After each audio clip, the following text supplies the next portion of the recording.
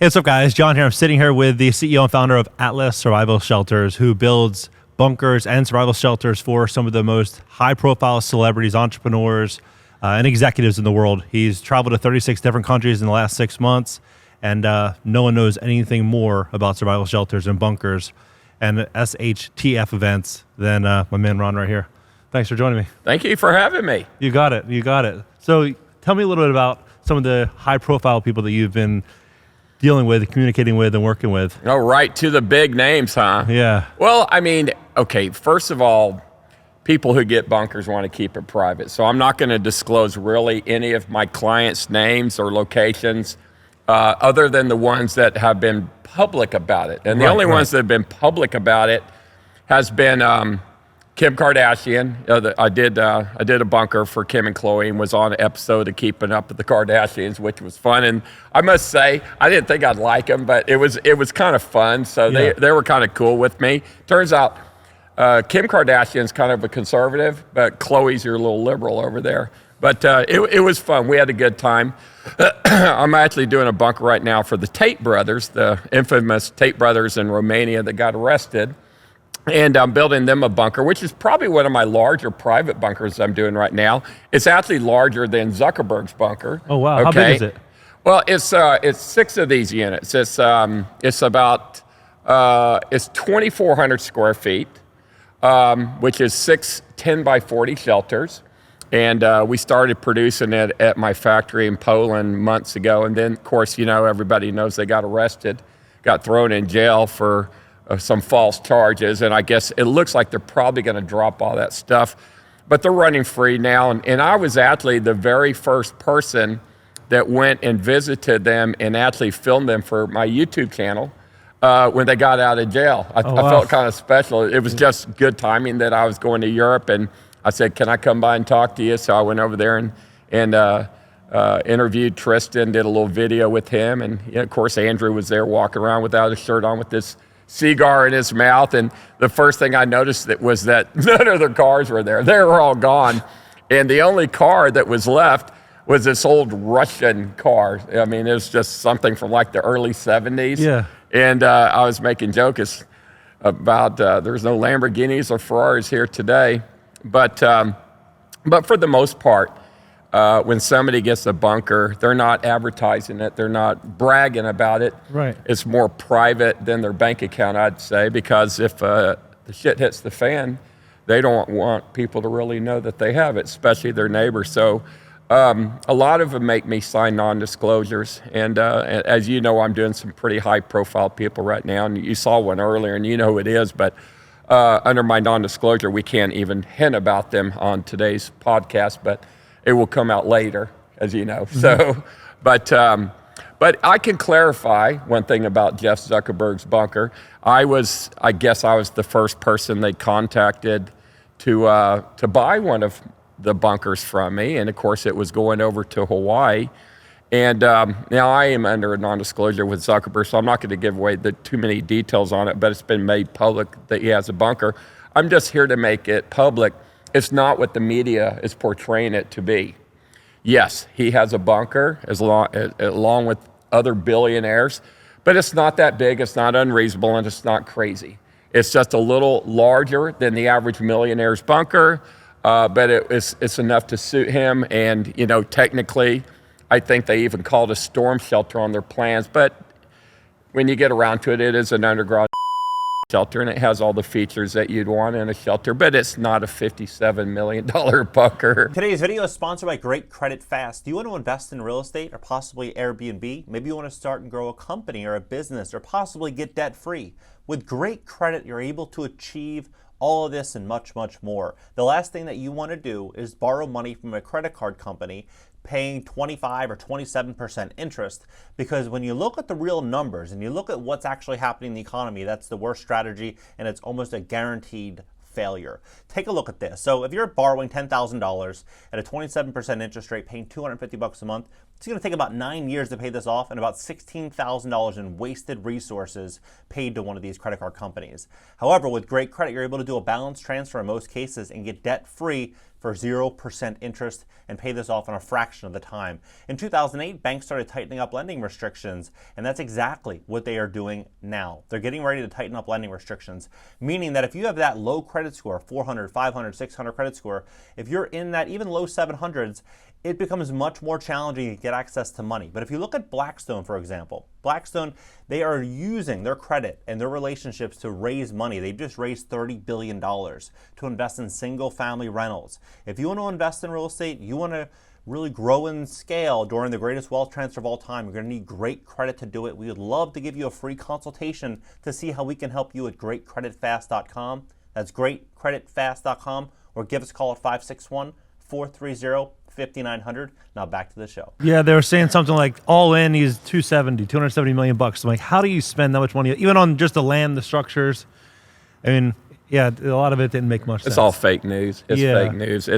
And it's funny. I was watching the media just kept blowing it up, and and it caused a spike in my bunker sales. Yeah, I bet. Oh yeah.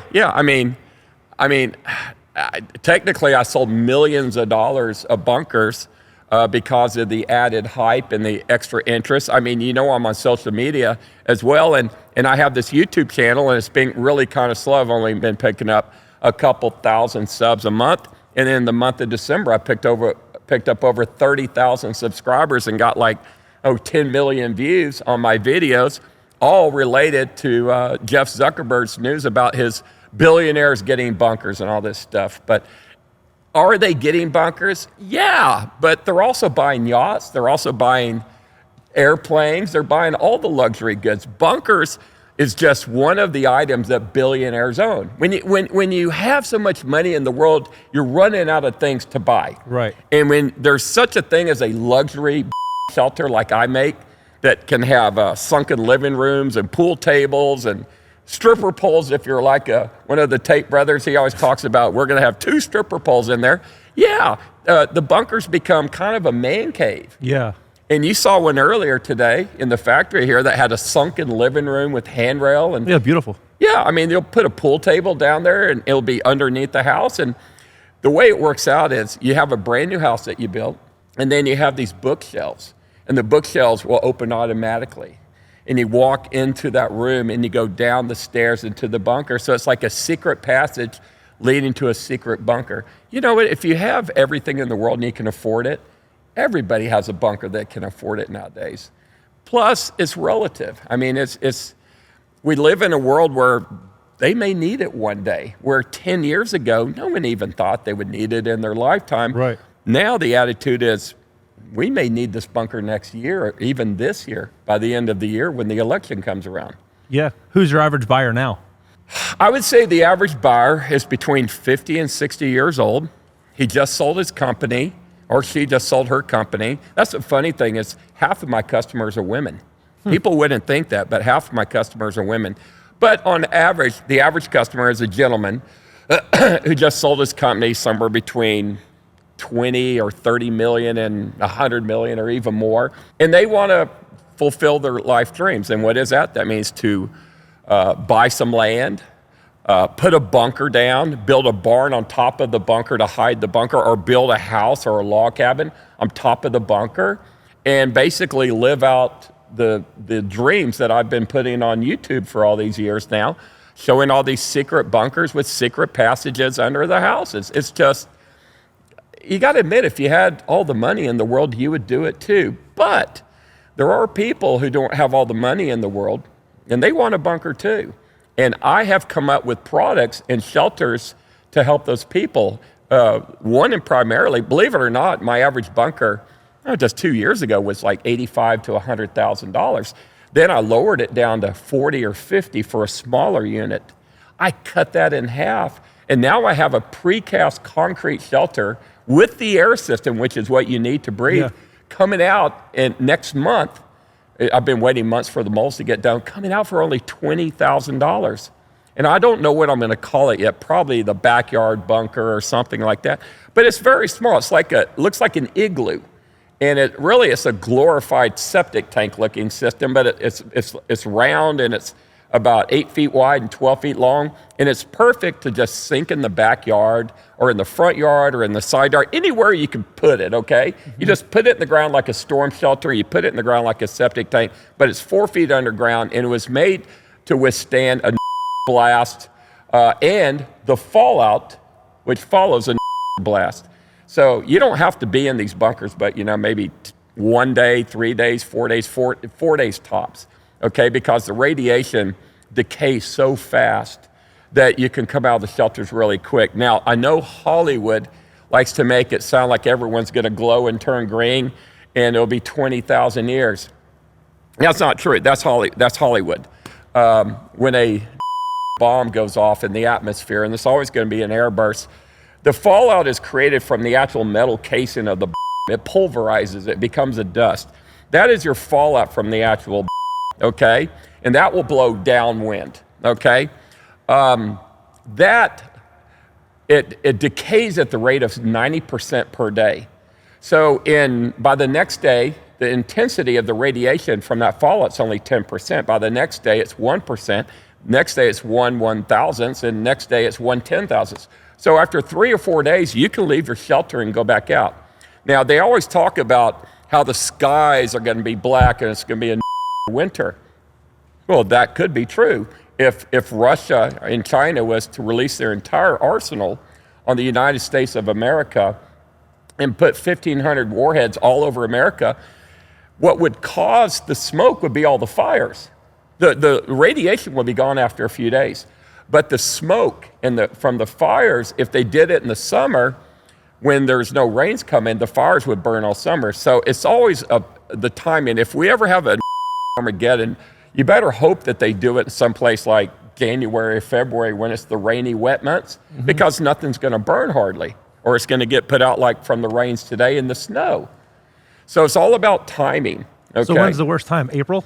The worst time in the northern hemisphere, okay, in the northern hemisphere where we are right now would probably be April or May, probably May because it's already getting hot and there's still April showers, spring, May flowers. So you wait till May, right to the beginning of the summer, and then the fires would burn through the summer into September and into October and be out by November. But by then, so much would have burned all over America. And you just remember, I don't know if people remember that, but last year, the fires in Canada, the smoke was coming down into New York City and they were canceling flights because you couldn't see.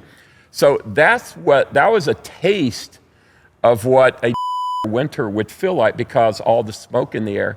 So if they set off everywhere, all the forests are going to be burned. It will burn down almost every tree in the country. No, you mentioned that if there was an that hit Kansas, that would do almost as much as what you just mentioned, right? Well, in 2004, Congress was given a report what would happen if the Iranians were to set off a warhead above Kansas, which is dead middle of the United States, what the effect would be from that. So in North America, I forget the number, but it's 6 or 8 main substations for our electrical grid. You take out those substations and the replacement parts are so hard to come by that it could take them anywhere from 1 to 2 years to get everything up and running again. That the congressional report basically said that 90% of Americans would die within 1 year from lack of medicine, lack of food, lack of electricity, bad water, famine. They would just die. And it just wouldn't be good. So, ask anybody if we were from Russia or China or whoever our enemy may be, have they ever even thought about troops from that country invading our country? And they'll say, no, I've never really thought about troops from their country because they wouldn't invade. We would kill ourselves. Okay? So everybody that has a bunker that wants added security to keep it secret, they're not afraid of Russians. They're not afraid of Chinese. They're not afraid of North Koreans or Iranians. They're afraid of other Americans. We would be the people they're afraid of. So they're basically looking to protect themselves from people that are starving and hungry. You know, there's a saying, you're only 9 meals away from anarchy. Right. Yeah, you try 3 days without food in this country, people get very violent and mean. A lot of the people that are buying these survival shelters now, are they the same type of person that would have bought them 3 years ago, 4 years ago? Or are these people now that are looking at the world differently due to all the chain of events that have happened? I would say the people that are buying them right now were people that were on the fence 3 years ago. And the current events, the news, and the political situation in America is pushing them over the fence, and they're pulling the trigger. I remember in 2018, it's amazing that literally every single day I sell bunkers here. But in 2000, I'll just tell you, in 6 years, how much I've seen it change. In 2018, I hardly sold any bunkers. It was a horrible year, so bad that I almost got out of the industry. But I said, no, I know what's coming. It's not, I did not get in this business really to make money. I got into making bunkers for myself. And then people learned about my making bunkers, and they asked me to make them one, and then make him one, and then make his friend one. And next thing I know, my hobby or my passion became a business. And then my business just kept growing and growing. And now Atlas is all over the world doing projects in so many countries right now. I can't even add them all up. But the global demand for shelters has grown hugely in the last year or two. And last month I set a record, probably a world record. There's no way to keep count of it. But in 1 month, December of 2023, I bought 711 NB serial filtration systems. That is one per a bunker. 711 1 month. I'll give you an idea. I don't think I bought 711 in the previous 13 years. Wow. And 711 in 1 month in December. That should give you an idea how serious people are preparing for 24 or 25. How long are you expecting those to last you? It's those 711 for a month or two. Oh, wow. Yeah. I told them I would take as many as 5,000 air systems this year if I can get them. The problem is getting them. So there's only like 4 or 5 suppliers in the world of the air systems. 2 of them is in Switzerland. That's Lunar and Andair. And I'm actually the distributor for both brands in North America. Because of the conflict in Russia with Ukraine, they've literally limited me on how many air systems I got because they need them. But they haven't cut me off, but they limited me to a significant less amount of air systems. So I went to Israel 3-4 weeks ago, and I went to the suppliers there. Now, the largest supplier of air systems in the world is Israel. They make about 50,000 a year, where the 2 Swiss manufacturers might make 3,000 or 4,000 a year. Okay, so the Israelis make 50,000 a year. Why? Because every single house and apartment has a shelter in it in Israel. Mm-hmm. Because they're worried about, 1, they're worried about these flying in. 2, they're worried about their enemies using chemical weapons against them one day, which they never have. And 3rd, they're worried about Iran getting their hands on and pretty much just them. So the bunkers that they have been using the last 10 years really were not really set up for the kind of warfare that they could face if Iran gets. So they're upgrading a lot of their bunkers, but they go through 50,000 air systems a year in Israel, and they're not exporting any. So I went over there and begged, hat in hand, for them to give us, North America, some air systems, because the Swiss have limited manufacturing capability. The only other country that makes them is Finland, and they're not exporting any. So that leaves 2 in Switzerland, at least 1 in Finland, and then there's a couple in Israel. And good news is, I got with one of the companies in Israel, and I gave them the largest order of air systems they've ever seen in their life. Okay, and that was one manufacturer, 711. That's just one of the 5 suppliers in the world. I am buying doors, blast doors, and air systems anywhere I can get them. Matter of fact, I just placed an order from Ukraine I got a load coming from Ukraine because they're building blast doors for their own war, yet they're willing to sell me some doors. So they're going to send them to my factory in Poland, and I'll be in Poland on February 13th, and I'll see these doors. I want to inspect them. But I am preparing to inventory in this warehouse right here hundreds of doors and air systems so builders can be taught how to build shelters. I'm not going to sell them the shelters. I'm going to teach builders, basement builders, pool builders how to make bunkers using concrete. And all they need from me then is a door and an air system, and they can make their own bunker. Look, if I was the only doctor in the country, could I heal everybody? Right. No, I can't. In a time of a crisis, you need more doctors. Right. Now, before, I could be the only bunker builder in the country and supply the demand because the demand was so low. Okay, but not now. Now, I'm basically having to teach people how to do these. So I've had over 2,400 companies email me saying, we want to build bunkers. We want to learn how to build bunkers. We need parts. So what Atlas Survival Shelters is kind of converting to doing, of course, we're making bunkers for those who do not want to build them themselves.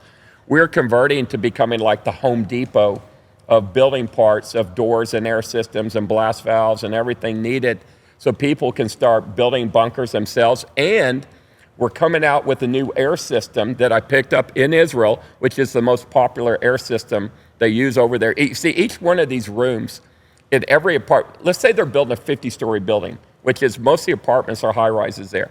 If you go up on every floor in every apartment, they take a room that's about 10 feet by 10 feet, 10 feet by 12 feet, and that is their safe room. That's their shelter. And it's made out of 12-inch thick concrete. There's a window in there, and it always has this metal shutter that slides over from left to right or right to left, and that shutter's 1 inch thick. So you close that window, you close that shutter, you have a blast door that's gas tight that will keep out chemical gases and smoke and everything. You close the door, and you turn on that air system that's on the wall. That technology, which is in Israel, that's been around quite a while, is what I have purchased, and it's coming in right now. It's on the sea right now. The air systems, the shutters, the doors, everything. I'm preparing America to start acting like Israel has been acting for the last 30 years. And of course, 2 months ago when they were attacked on October 7th or whenever it was, everybody went to their shelters. They had to use them, okay, because 5,000 rockets came in one day. So those shelters saved a lot of people because those rockets hit apartments and everything. If they were in their bunker at the time, they were probably protected. So that proves it right there. But of course, you know, people are thinking getting here in America. But when I started making these bunkers and I converted the bunkers to being airtight, which is very important, I did that before the came because... So how do you make it airtight? You just got to use a gas-tight door that has a rubber seal around it. Okay. So, and then when the air system is inside, it's pushing out, it's creating overpressure, and it's pushing the air out. So nothing can come in. As long as that air system's running and there was, say, a leak around the door, the air pushing out will keep that smoke and the gas out. So I started thinking that I bet you that there's a plague coming on this earth because I travel the world. I go and look at things. I went to the war in Ukraine twice. I went to the Gaza Strip a few weeks ago. I went right to the war. Soldiers all around me with I went to Fukushima in Japan to study the effects of the on the dome, the bridges, and the town, the earth. And my conclusion was going to Fukushima because I saw what the topography of the ground was. The did not affect the topography of the ground. It didn't warp the fields or cause a shock wave or anything because it was an air burst. But the bridges survived, this building survived, new buildings survived, all the people that were in the area. But there were some people that just by chance, they were down in basements and they survived. So the conclusion is you can survive if you are underground in a bunker. It is survivable, okay? So I picked that up really quick.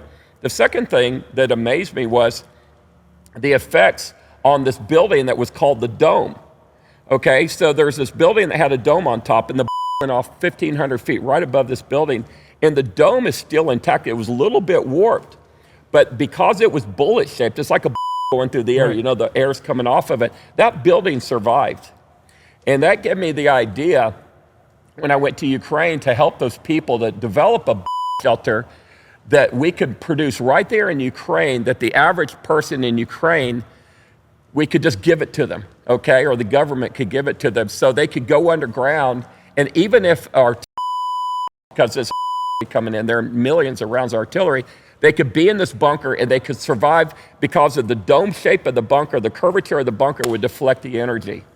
So this bunker that I designed for Ukraine is now becoming, or will become ubiquitous in America, because I've been able to match up a bunker with an inexpensive air system, the same one I discovered in Israel. We're going to put the Israeli air system in this small bunker, and we're going to get it to the market for $20,000. Wow. It's unbelievably cheap. And for that reason, people have been pre-ordering them by the dozens. Some people buy 2 and 3. They're like, I want one for me. I want one for each of my kids' house. Because it's just so cheap. Yeah. I mean, it's double the price of a tornado shelter. You know, they're about 10 grand. For 20 grand, you can have a shelter. So this is my gift to the world, to develop such a product and keep the price ridiculously low. I feel like almost like an Elon Musk, where he comes out with a car and he just gives it so cheap that it helps the people. Yeah. It's not all about money, it's about saving lives. And I did not get in this business to make money. Well, you got in 2011 when nobody was really talking about it, right? No, I was a prepper. I was a prepper before preppers were cool. And then 2012, Doomsday Preppers, the TV show, came out. And I was in the second season in 2013, I guess, or 12, whenever it was. Yeah, I guess came out in 2011. And then I was in 2012. And I was, they gave me my whole episode. They basically filmed me building a shelter, putting it in the ground, and then testing it. But that episode was the second highest rated episode they ever had on the show. And that kind of kicked off my business.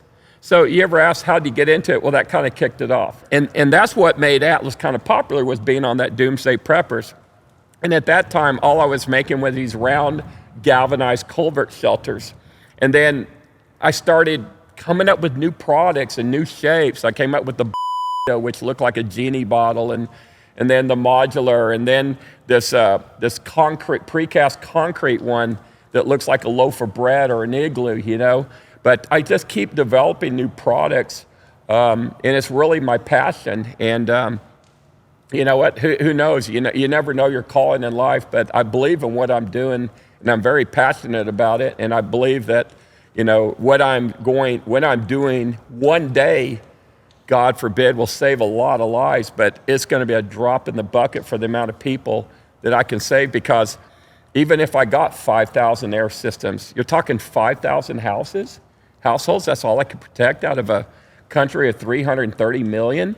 So what I have in this building and what I have coming literally represents the entire strategic supply for all of North America in one building for NBC Air Systems.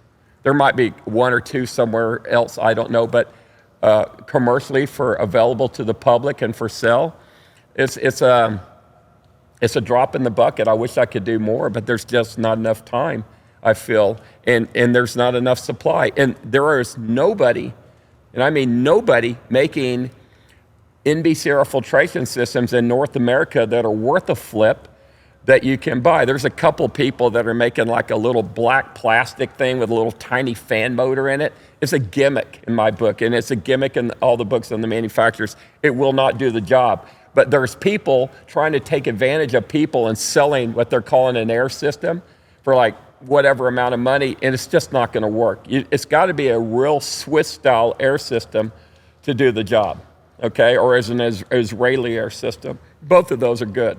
So you're going all over, you said North America, but you're going to obviously all over the world. You have clients all over the world. You obviously have Tate. Do you have other people that you're building these bunkers here and you're shipping them? We're not really shipping them out of the country anymore. We did that. We were shipping to Japan through the port of Los Angeles.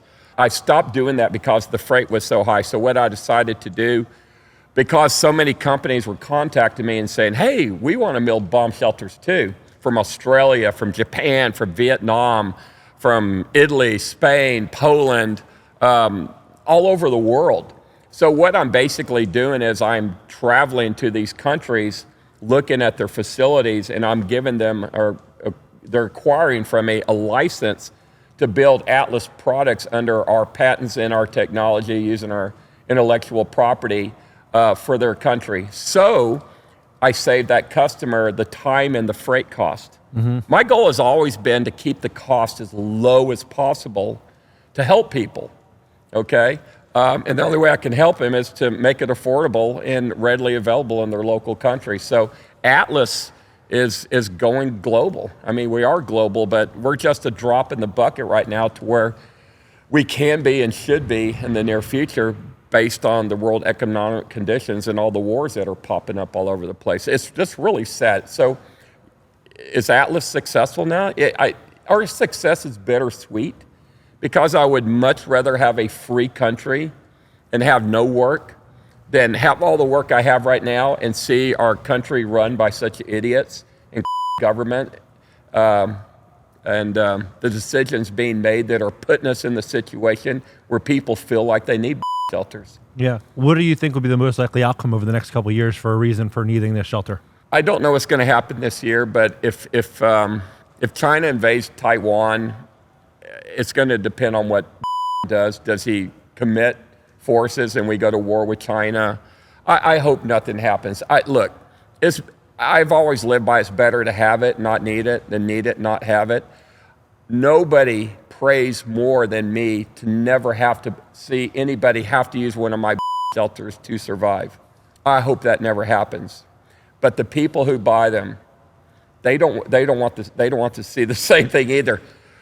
But they feel better knowing they have them.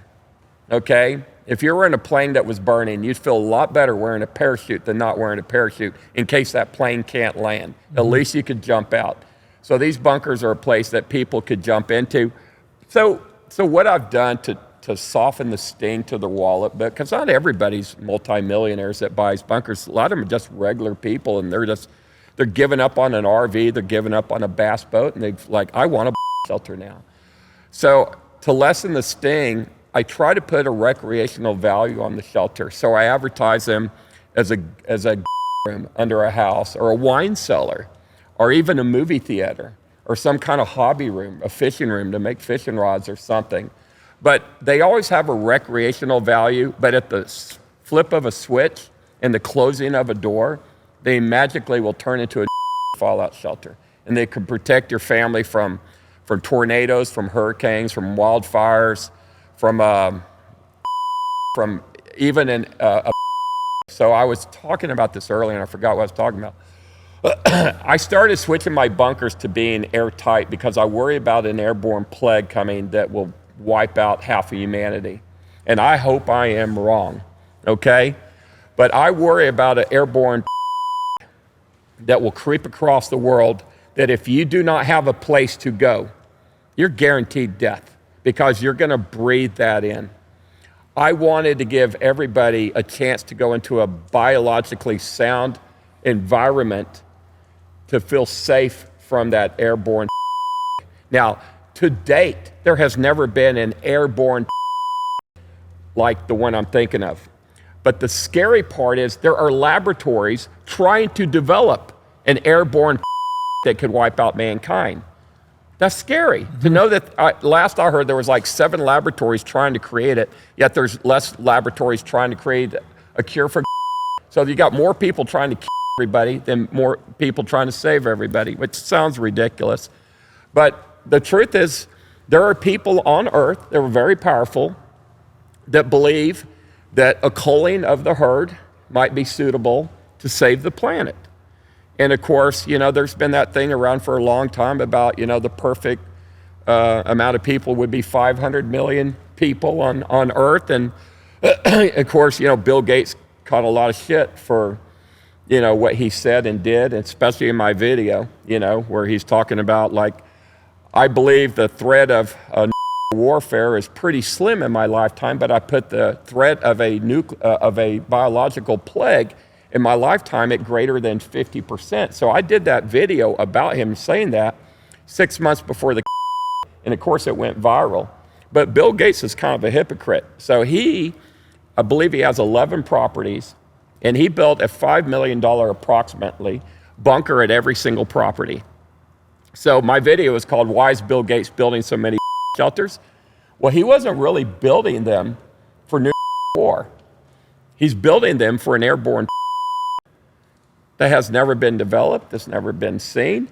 But he's building bunkers for something that doesn't even exist, which makes you wonder what he knew about it. So there's all kind of conspiracy theories going on out there. But, you know, what scares me is I've made several calls in my lifetime to myself or to my friends or just mumbling, blah, blah, blah. And they've all been true. And one of the ones I said in 2008 when got voted president, I said, I see what's getting ready to happen here, that if we do not take control of ABC, NBC, CBS, and CNN, that they will use the media, this is before Facebook and everything, okay, they will use that platform to change the minds of America and push them further away from Christianity, closer to liberalism, closer to a lot of thoughts that you and I, or me and a lot of my friends, don't really like. And of course, I was 100% right. And now they use the social media. So it's too late now. So a lot of people believe that America is almost done for, and it's too late to turn the clock back. Yeah, a lot of my friends are moving out of the country. They're looking to get second passports, third passports. They're looking at so your friends are too? Yeah. I just have a lot of friends that have done really well financially, and they're just looking at the world saying, you know what? This would be an asset to me. Well, I'm going to tell your audience where to go. Cool. Okay? So in 2010, I've been president for 2 years. I went to Canada. I went to Saskatchewan, Canada, which is the least occupied province up there. It's got 1 million people in Saskatchewan. I like it there. I went up there and bought a house, and I said, well, if shit hits the fan, I'll go to Canada. Well, that's been blown out of proportion because of that freaking idiot. He's ruined Canada. So I went south, and I went to the southern hemisphere because that's where you want to be. If getting ready to break out, you want to leave America. You want to go to the southern hemisphere. 95% of the pollution is in the northern hemisphere. You got 5% in the southern hemisphere. There's really, I mean, what do you got? You got Australia, New Zealand, you got 1/3 of Africa. You've got Argentina, Uruguay, parts of Brazil, Chile down there. I mean, really, who wants to go to these people? The answer is really nobody. So I went down to Argentina. I found a particular town where everything is about 15% of the price it is in America. It's ridiculous. You go out to dinner, you get a giant 16, 20-ounce ribeye, and it's the most expensive steak on the menu with all the helpings and everything. It was $9. Wow. Your average steak is about $6. I don't know why everything's so cheap in Argentina. Well, it's part of the dollar. The dollar's so strong that when you go down there, you don't exchange your money at a bank. You exchange it at this exchange house, and they give you like 1,000 pesos to the dollar, where the bank rate is 300 pesos to the dollar. So when you take your money to a restaurant, everything's just dirt cheap. But 6 of us go to dinner, 5 bottles of wine, all these steaks, all these side dishes and everything, $127. Wow. Unbelievable. And I'm like, I found my little piece of heaven on earth. And so I proceeded to get a few other people in with me and buy a lodge there that we could use for dove hunting and pigeon hunting. Oh, that's cool. Kind of like a mom and pop hotel? It's a lodge, like 9-bedroom lodge with a pool and everything. So it was like, I mean, what would be a $2.5 million property here? Down there is $400,000 or $500,000. So it's dirt cheap. Yeah. So you could go down there and buy a house for $100,000. That's 3-bedroom, 2-bath. It's really nice. And this town that I'm at, it's they got lakes and everything. And nobody is from America there. And it's super clean, super safe. Tourists come in there. There's a lot of hotels there and stuff, but it's on a lake. And I just don't want to let my place out because I'm the only American in town. Yeah. And I like being the only American in town. I feel special. But I told a couple of my clients about this particular town, and they're all in love with it now too. But I'm telling you, I have found my personal peace on earth because, one, let's say you got $100,000 to retire on. you could retire down there on $100,000 and actually live okay. Everything's so dirt cheap. I mean, really, you need about $250,000. You could retire and live decently, but you could buy an apartment for $30,000 or a house for $110,000, $115,000, and then your cost of living every day is just dirt cheap. But you go to the grocery store, you buy a big bag of groceries, it's like $5. Wow. Where here it'd be like $50. Everything's just free down there almost because the peso is so weak and the dollar's so strong. But now Argentina has this new president, you know, and I don't know what he will do, but the prices it will probably get stronger and it will probably change things a little bit. But it's been really nice. But I've been down there 4 times in like the last 6 months, and I'll probably go down there next month. But I love it down there. So you don't think you'd stick it out here if things started getting... If broke out here, I don't want to be here. Hell no. Yeah. No. I'm going to Argentina. Yeah, I mean, I'm not the only one. The Bushes went down there and bought land. A lot of powerful people gone to Argentina and bought land because it's so far south. It's, like I said, it's in the southern hemisphere. Who wants to Argentina? Right. I mean, come on. I mean, nobody. Nobody's thinking of Argentina. Nobody's thinking of Argentina. Yep. And it's safe and it's clean and you got good state. They got good food. They have good climate. They have good weather. Argentina is where I'm going. Okay. So let's say, for example, dialing it back to the $20,000 bunker that you mentioned. Let's say it's a school teacher and you said, you know, you retire on $100,000. Maybe they want to buy, they can't leave. They have kids and their kids are staying here. Well, they want to buy that $20,000 bunker. What does that transaction look like? Well, it's going to cost them a little under $30,000 to install because the bunker itself is $20,000 on the pre-order special that we're running. It's actually going to be $25,000 after the special runs out. But they're going to have it delivered and installed. Now, these will be made locally. See, it's a precast concrete mold. We don't have to fabricate it here. These molds will go to every major city in America. So they won't have a great amount of freight. So let's say you're in Los Angeles. It will be poured in Los Angeles. It will be installed by a crew in Los Angeles. So it helped keep the cost down. But then they got to buy batteries, 2 sets of bunk beds, and a small toilet. So when everything is said and done, it's really about $28,000 turnkey with all the parts that they're going to need because they can buy some of it on Amazon. But still, that is a very good, affordable price for a shelter. It's made of concrete. It's going to last forever. It's like the price of a used Honda. It really is. And they can use it as a root cellar. Yep. They can use, if it's in Oklahoma, they can use it as a tornado shelter. It's just a good product. And I'm very proud to bring it to market. But, you know, I have as I mentioned, I have this YouTube channel and I make these millionaires bunkers and people make comments, you only work for the rich people. You don't understand. When I first started doing the bunkers, my idea was to make bunkers for average people like me. It's just the people that came forward were all the rich people and said, I want a big bunker. Yeah. Okay, they're the ones that bought them. The average guy still doesn't have $20,000. So I'm working on coming out with this thing in the next month or two. It's going to be basically they can buy the bunker, 0 down and 0 payments for a year. And I'm working with a company called Mariner Finance to do that. So I'll be doing some promotions on that. So that's awesome. That's really cool. Yeah. But that way they can have something, you know. And like I said, if they're in Florida, tornadoes, hurricanes. If they're in Oklahoma, in Missouri, Kansas, tornadoes, shelter. In Texas, it's tornadoes, shelter.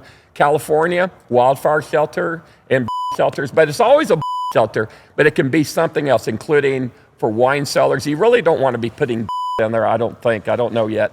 But I wouldn't be putting all your down there for using it for storage. You could, but we need to check on the humidity, what it does down there. There's some things I don't know about, but for a temporary storm shelter, it's going to be fantastic. What is your average price bunker? My average price bunker, $100,000 to $250,000. And the person that buys it, they call you like a lot. You've probably heard that saying that, you know, people with money, they just want to close the transaction. The money's wired, the money's sent. Those people are a lot easier to deal with than generally selling to somebody that is struggling to purchase it. Yeah. The people that are buying these bunkers, they usually call you. They just send the money almost right away and then it's ready to go. No one's financing them. Yeah. And the people who buy the higher end bunkers, they're much easier to deal with. Because when you tell them, well, the bunker's $250, but the freight's going to cost $20, they don't care. They don't care. They just want it done now. But when you sell a bunker to somebody for $20,000, you tell them the freight's going to be $2,500. Oh, well, I thought that was included. Yeah, but But, you know, I can't leave them out. Yeah. Everyone deserves a chance. But that's what I was telling you. So I have this Israeli air system coming in. They'll be here in 2 weeks, the first pallet. But they're going to come to market for $2,999, $3,000.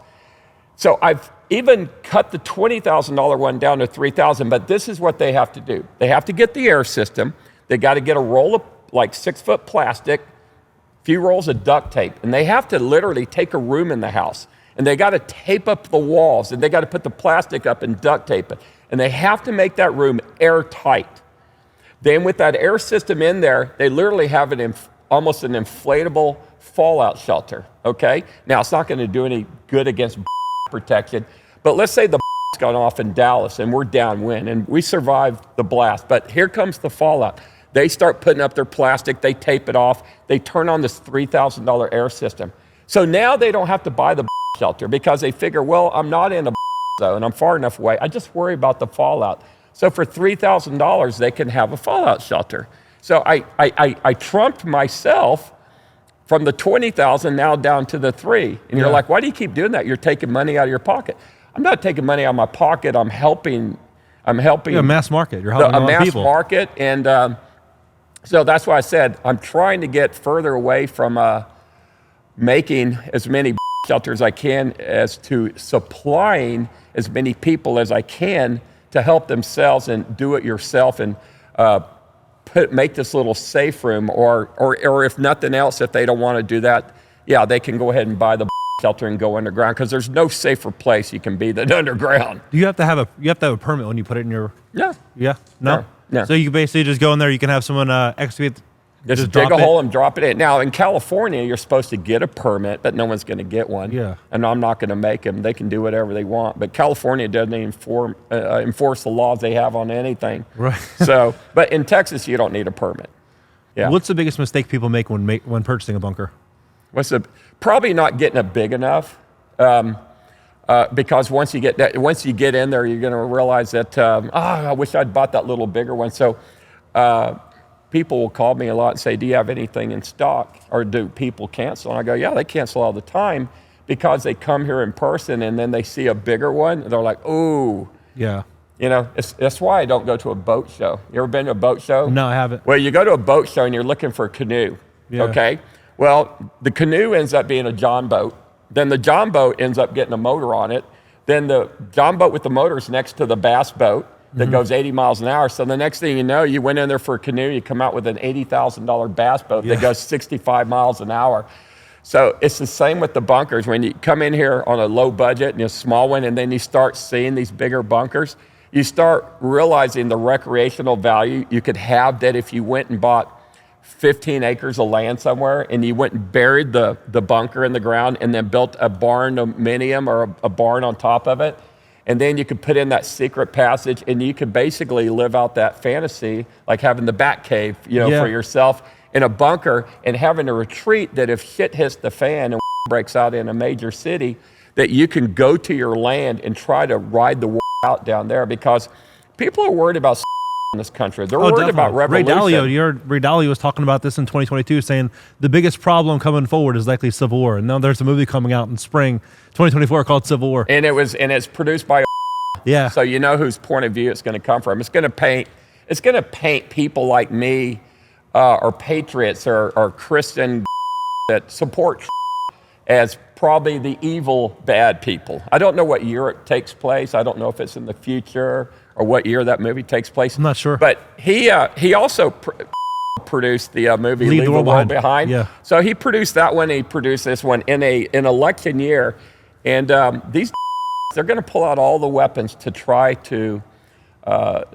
prevent from becoming president. Okay, and I'm afraid that if wins, there's no way possible he could win by votes, that it will start a conflict in America. I'm afraid of that, and a lot of people are afraid of it too. I think will win if he can stay alive and they don't do something to him. I really worry about.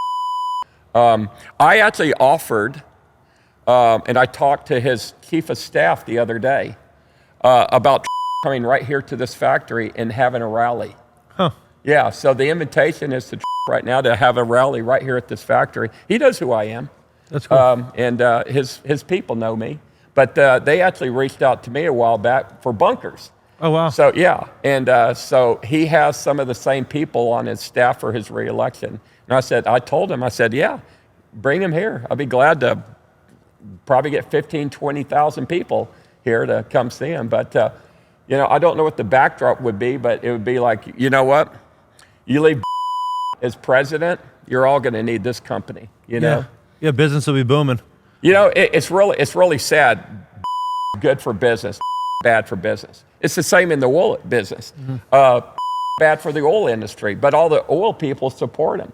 If becomes president again, oil will probably drop back down to $40 a barrel, and it'll be $1.50 at the pump. Yeah, and I remember it was $2.25. A couple years ago. It was 99 cents a gallon in 2020 at the Buc-ee's. Wow, 99 cents a gallon, because I videoed it, and every time I went in, it went up. I'd video it. So I've seen it go from 99 cents to $4.25 and down to $2.49 where it's at right now. But I make videos every time I fill up my truck. I make a video. And I'll do a video one day and just show how gas went up and down the history of it. But 99 cents a gallon in 2020 during the beginning of the which, of course, nobody was driving. And I would go to the airport, and the airport was empty. And I would get on an airplane, and I'd be the only person on the airplane, or one or two other people. But I never got on an airplane during that shutdown of Las Vegas and everything that had probably more than 4 people on it. It was creepy. Yeah. It's really, really crazy. Do you think that we're going to see, how do you think everything's going to work out throughout November, December? Do you think we're going to see an event happen before that? Well, 2024, I think 2024 is the thing. Yeah, I don't want it. Yeah, I mean, okay, but people feel the same way, that war in 2020, war in 24, it just rhymes. Yeah. The war of 24, it just rhymes. It just seems like things are going to happen this year. If we don't have, there will be a lot of close calls that we'll look back and say, God, we almost went to war there. But I really think that if becomes president again, he'll end the war in Ukraine in days. The Chinese will not even think about attacking Taiwan in that period. Israel will be over by then, because I went to the Gaza Strip 3 weeks ago, and that will probably be over in 3 or 4 months. Or else is there? Koreans is sword rattling again, or waving their sabers again and talking all kinds of stuff, but they always do that. And of course, the big if is if Iran gets a weapon. You see, the attitude in Iran is 80% of Iranians believe that the end of the world will happen in their lifetime. That's very, very scary, that 80% of your population believe that they're going to see the end of the world in their lifetime, and they're going to die because of a Armageddon. Because they feel, 80% of them, would they give their lives, would they martyr their lives to wipe out Israel? And for a lot of them, yeah, I'll die if we can get rid of Israel. So if Iran gets a they will use it. And if Iran gets use it on Israel, and if they have a second, they'll use it on the USA. And they'll do that one over Kansas. And if we don't shoot it out of the sky, and then we won't be doing any more of these podcasts. Yeah. Because we'll be living in the dark. People will be fighting over fuel. They'll be fighting over clean water. They'll be fighting over food. They'll be fighting over medicine, booze, cigarettes, anything and everything. You said you had some politicians that were buying bunkers from you, right? Ex-politicians. A lot of people, not a lot of them, but a few of them, from his cabinet are my customers, and from his chief of staff. But active politicians, I can't think of any right now. It'd be more scary if they were doing it. Yeah. Now, I do get a lot of retired Air Force and military personnel that first thing they do is they're building bunkers. A lot of the people that want bunkers probably got them by now. You know what? I'm not running out of customers, but there's a new crop of preppers that are waking up and saying, "Oh shit, I better do something." And this is the truth. If there is a cyber attack, or if I mean, we they've been get, talking about one for, what, the last 2 years? yeah, but let me tell you what. This is the attitude of rich people, and y'all need to hear this. This goes for everybody. If there is a head and it causes shuts everything down, or there's a major cyber attack that shuts down our grid, okay, because we don't have to have an EMP shut down one man with 8 50 cal bullets could take down our grid. One guy with a 50 cal could could take them down temporarily with one bullet in each one. Wow. It's not hard to take down the grid. But the attitude of very wealthy people is they could lose all their millions overnight. Have $100 million in the bank, let's say. You could lose all that money overnight. So they're looking for places to park that money other than financial institutions. They'll go buy $1 million in gold, tangible gold. They'll put some money in a bunker in the ground, just in case. That's the insurance for the family, and it can be passed on. If the way I make them, they'll last for 100, 200 years, so it can stay in the family for many generations. And then what do they do with the other $98.5 million or $98 million they got? So they're buying ranch land, they're buying houses, they're putting it in anything tangible they can get their hands on. Planes, be able to get from between countries? Well, planes are usually bought as a last-minute tax break on December 26th. Right. It's either you pay taxes or you go buy a $12 million Challenger 300 jet or some Gulfstream if you're super rich. But that's usually that's why the rich don't pay taxes, because they know how to divert their income into real estate property and then borrow against that for the money that they use. Right. I mean, the tax laws if you pay taxes, it's because you're not up to date on your laws, or you don't have any real estate. Now, I pay taxes, but because I'm not one of those filthy rich real estate millionaires, but those guys are smart and they do it right. Well, if you have the IRS tax code's there for a reason. If you see the tax breaks and you could legally take advantage of it, you should. I don't know what Zuckerberg pays in taxes, but Bezos isn't paying nothing. He's paying zero, Musk, right? Yeah, Elon zero. Musk, yeah. So the smart ones aren't paying any taxes. It's people like you and me are paying taxes because we don't have all those things and all those advisors. But the idea is you better prepare for just in case. Well, the good thing about the stuff you can buy today, that it lasts forever. You buy the right food, and if you get it like in a number 10 coffee can, like Mountain House or Emergency Essentials or something like that, that food in that number 10 can, if it's kept cold, it will last 25, 30 years, if not longer. Wow. Yeah. So you can eat it in a long time, but if you buy it in the Mylar packs, it doesn't last but maybe 4 or 5 years. So I always get my survival food in number 10 coffee cans. I have a drop page called shelterwithatlas.com where I post all those kind of foods on there. So I don't get nothing, but I put it up there, shelterwithatlas.com. It's a drop page so you can order the food for the kind of foods that I like for people. I have like 99 sponsors on my website. I suggest their products and I don't get a penny off of it. But these are things that I like. That's why I don't sell anything, because I don't want to be a middleman, and if it breaks, don't worry, I don't want you to call me. But I've pre-qualified people that I like. It could be a power source, it could be a gas mask, it could be just food or whatever. But go buy it from them because they're the experts. But I like them, and I have predetermined that they're not a scam or a ripoff. So their products are good enough for me. So I hope they're good enough for you. Yeah. If you can give me all the links, I'll pin them below this podcast so everyone can take a look and take advantage of some things that make sense. You go on the Atlas Survival Shelter, atlassurvivalshelters.com, and on the far right it says sponsors. There's like 99 of them there, but all kinds of things. I haven't even been on there in a while myself, but I used to get a lot of people that would offer me stuff to be on my YouTube channel. I just don't have time to do it all right now. I'm making bunkers, but the phone rings just nonstop. And we started posting my videos on Facebook and TikTok and Instagram. Yeah, you guys are taking over TikTok. Yes, I saw you all over TikTok. Like, I probably saw 20 of your videos. And then it was funny because I started watching them, and then I'm like, okay, this is interesting. And then I went on IG, and then the next video, I'm like, the amount of data and control that they have on social media is nuts, because the first thing that I saw was you guys again. On Instagram. On Instagram Reels. Isn't that weird? How did it know? Yeah, it was just because I was watching you. I think they're literally scanning my retina.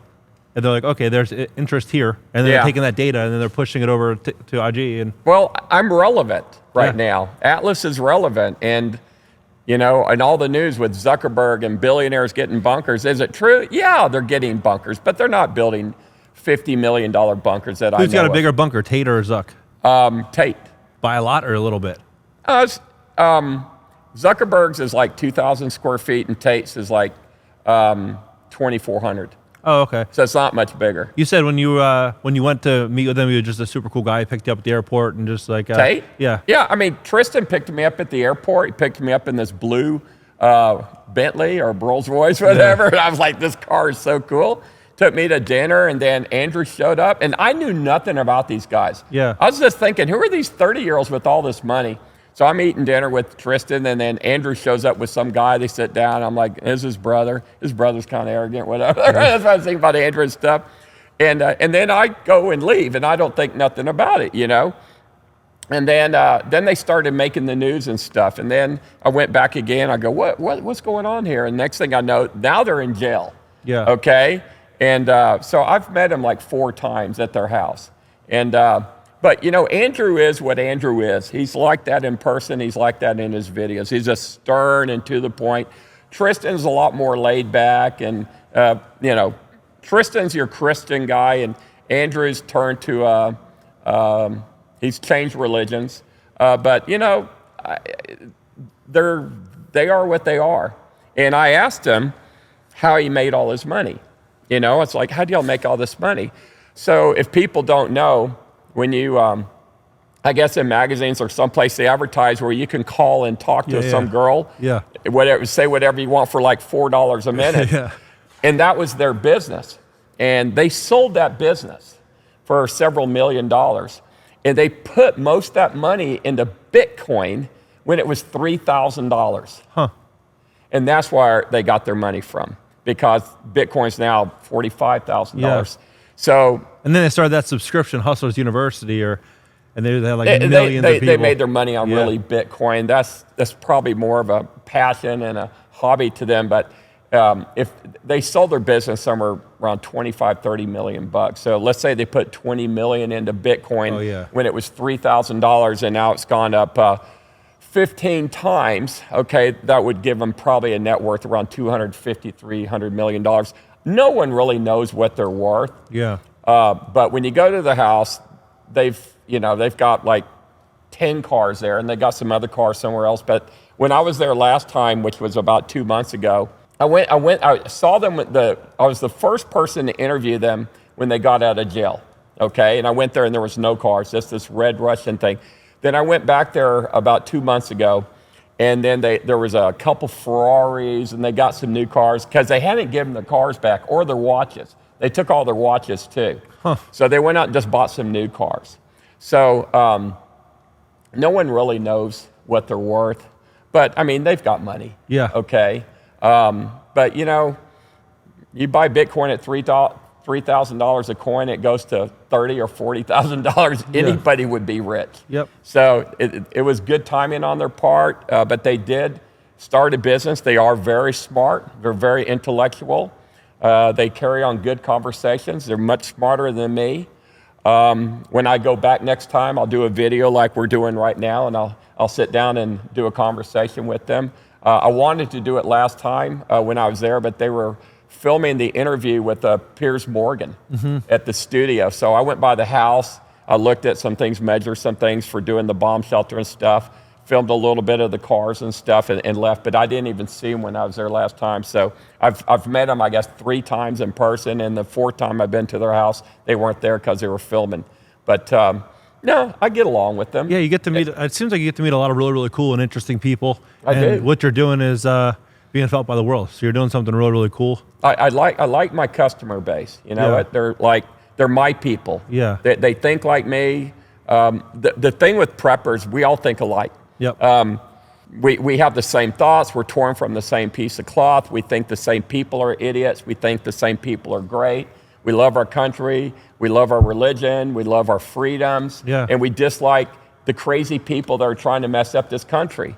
And as it should be. Yeah. Okay, it's just common sense. But common sense is almost gone in this country. There's a good half of America that still has it. But there's a half of America, or there's a good part of America that's lost their way. And I hope they get back on the track, and I hope they find themselves, and I hope our country can be saved. But if I was a betting man, I've seen the rest of the world. I've been to 36 countries in the last 6 months. There's better places in America right now. And it's really sad because I love this country more than anybody. But I just don't see it happening. I just don't see it. I don't know how it could happen. We've gone so far to the left. You would have to have somebody that would literally take over America in an authoritarian way and throw out the books that have brainwashed these kids, shut down the networks, bring back the old-fashioned styles of how things were, where a man opens the door for a lady, people are polite, they say yes sir, no sir, thank you. This is just gone. Yeah. And it needs to come back. And I wish I individually could save America, but I'm just one person. But, you know, I'm at an age now where I'm not going to change. Yeah. And I like myself. I like the way I am. It's hard to find people that don't like me, but I'm sure somebody watching this will say, oh, he's an same with me. But yeah, you know what, so be it. Yeah. I can be one, I guess, at times, but you know what? I'll be the first guy to give you a hand up and give you the shirt off my back. Yeah. You know what? Doesn't matter what color you are, what religion you are, where you come from. I'm always going to help people. But good people are just hard to come by nowadays, and I'm glad to be one, and I'm glad of what I'm doing, and I'm glad to be of service to my country and to my customers, and I will always be there for them. My man. Really nice connecting with you. I'm going to leave everybody's his contact information below. You guys can connect with him. And yeah, great. Thanks for having me.